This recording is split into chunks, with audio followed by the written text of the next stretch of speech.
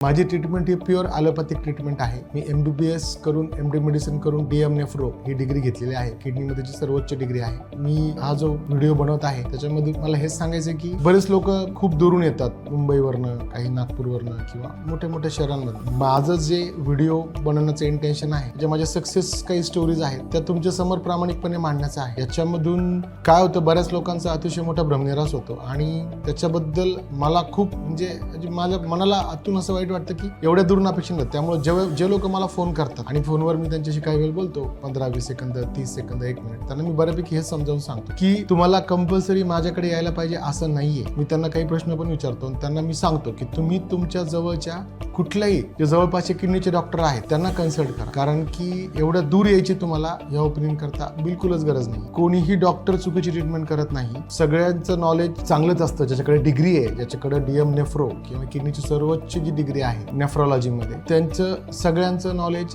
चांगलंच असतं. DNB nephro किंवा DM नेफ्रो दोन्ही डिग्रीज इक्वलच आहेत. त्यामुळं खूप दुरून येणारे जे लोक असतील, जे माझा व्हिडिओ पाहत असतील, त्यांनी त्यांच्या जवळच्या किडनी विकार तज्ञांना ते दाखवू शकतात, त्यांच्या सल्ल्यानुसार ट्रीटमेंट घेऊ शकतात. एवढ्या दूर अहिल्यानगर येथे त्यांना याकरता यायची नक्कीच गरज नाही. आणि तसं काय वाटलं तर मी लवकरच एक कम्युनिकेशन करता एक नंबर आणि एक लिंक चालू करणार आहे.